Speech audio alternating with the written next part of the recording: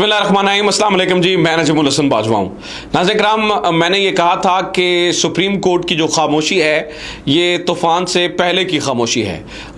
तूफ़ान से पहले जैसे थोड़ी खामोशी होती है, इसी तरह से लग ये रहा था कि सुप्रीम कोर्ट जो है ना वो बिल्कुल कुछ नहीं करेगी। लेकिन बार बार हम आपको बता रहे थे कि सुप्रीम कोर्ट कम अज़ कम अपनी इज़्ज़त के ऊपर और तौहीन अदालत के ऊपर खामोश नहीं बैठती होती है, माजी गवाह है। लिहाजा बड़ी गड़बड़ शहबाज शरीफ साहब के लिए होने वाली है। आज वो बड़ी गड़बड़ हो चुकी है। नाज़रीन किराम, शहबाज शरीफ साहब के वो साथी जिनके बारे में मैंने आपको सहरी में खबर दी थी, जो ये कह रहे थे कि इज्जत आबरू बचाकर घर जाएं, अब उन साथियों ने शहबाज शरीफ को सामान पैक करने का मशवरा दे दिया है। वो क्यों सामान पैक करने का मशवरा दे रहे हैं, इसकी वजह है 5 चीज़ें। वो 5 चीज़ें हमने आज की वीडियो में डिस्कस करनी है। नंबर 1, वज़ीर आज़म के 2 प्यादे रगड़े में आ गए हैं। वज़ीर आज़म शहबाज शरीफ साहब के 2 प्यादे रगड़े में आ गए हैं। नंबर 2, एक ही दिन में शहबाज शरीफ साहब को 2 बुरी खबरें दे दी गई हैं। नंबर 3, नाज़रीन किराम, सुप्रीम कोर्ट की को एक ख़ास एतमाद कहीं से मिला है, और वो मैं बता भी दूंगा कहाँ से मिला है। और नंबर 4, नाज़रीन किराम, 2 बड़ों की मुलाकात का असर हुआ है।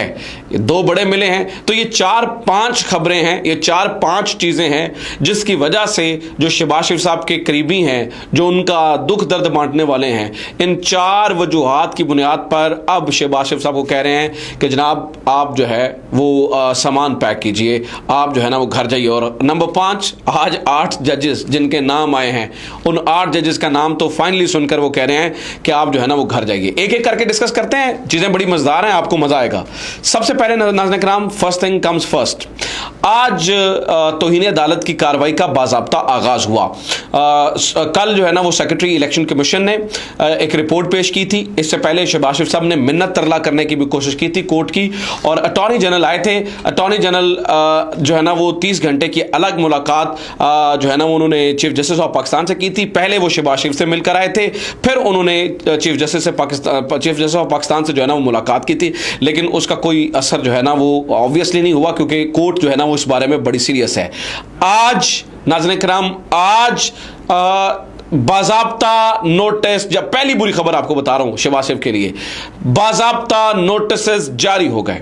और जिस तरह से नोटिस जारी हुए ना, और वो जो खास तौर पर नोटिस का पैराग्राफ नंबर 2 है, वो वाज़े तौर पर जो है ना वो ये पैगाम दे रहा है कि आप वो शहबाज शरीफ साहब के घर जाने का परवाना है। नाज़रीन किराम, वो शहबाज शरीफ साहब के घर जाने का परवाना है जो उस नोटिस के अंदर जो है ना वो लिखा गया। मैं एज इट इज आपको पढ़ के सुना रहा हूं। The failure of the federal government to comply with the order of the court as aforesaid is the prima facie disobedience. बादियों नजर में जो है ना वो तौहीन अदालत में, यानी कि डिसओबीडियंस से मुराद है कि आप कोर्ट का हुक्म नहीं मान रहे हैं।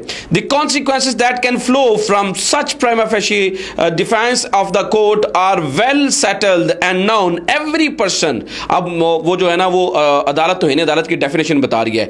who embarks upon, encourages or instigates disobedience or defiance of the court can be held liable and accountable।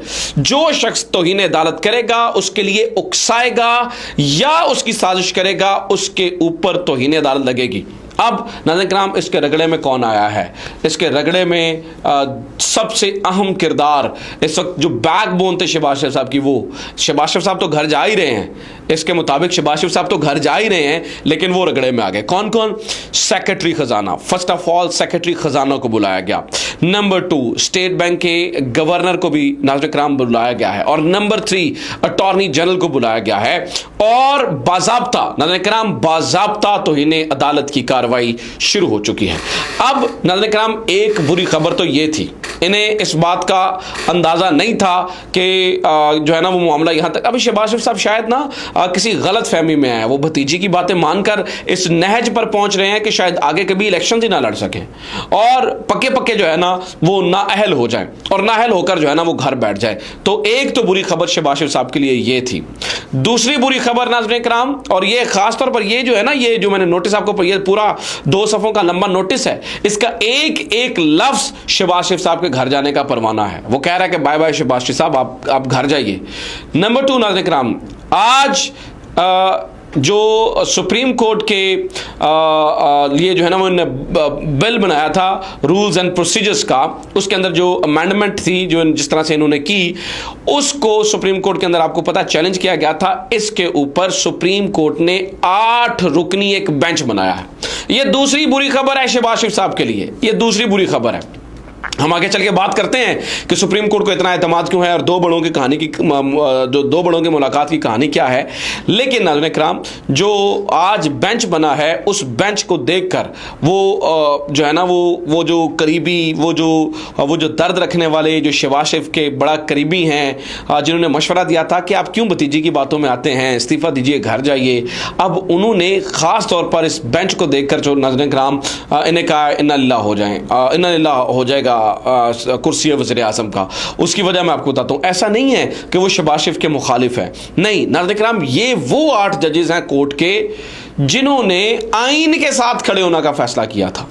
और इन जजेस के मैं नाम आपको बताता हूँ, एक एक नाम सुनते जाइए, और ये एक एक नाम शहबाज शरीफ साहब के लिए जो है ना वो डरावना ख्वाब है।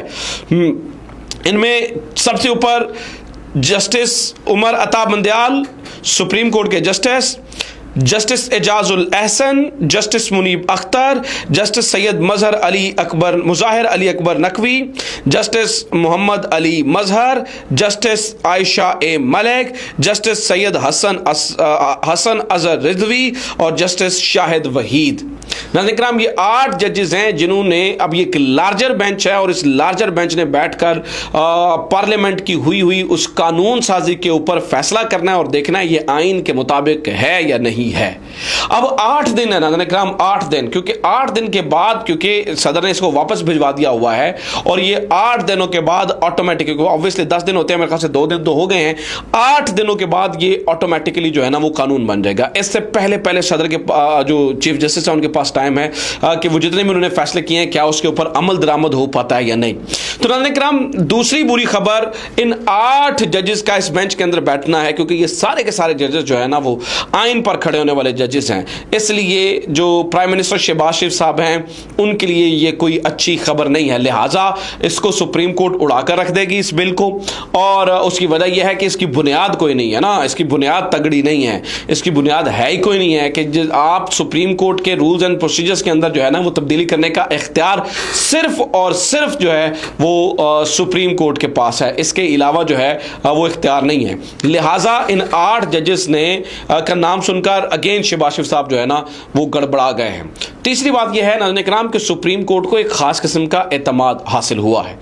उसकी वजह यह है, एतमाद जो हासिल हुआ है उसकी वजह मैं आपको बताता हूँ।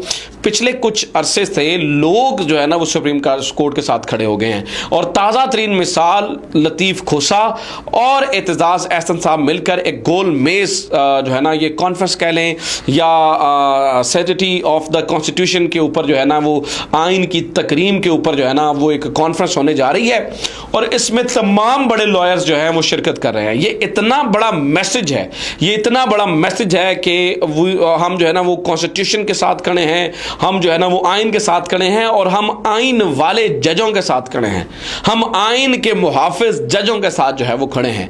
इस वजह से नाज़रीन इकराम सुप्रीम कोर्ट जो है वो बड़ी ही पुरएतमाद है, सुप्रीम कोर्ट जो है ना वो पुरएतमाद नजर आ रही है।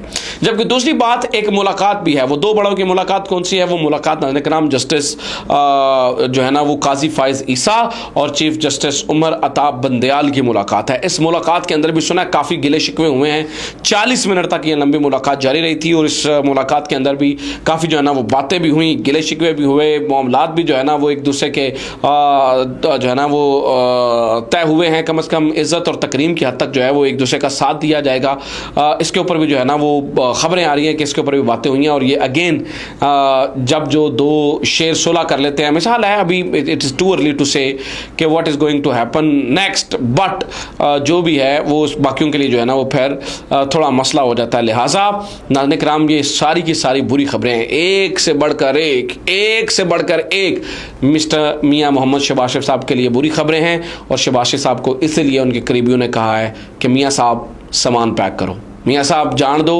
अगले दीवारी आन दो। अपना ख्याल रखिए, खुदा हाफिज़, पाकिस्तान जिंदाबाद।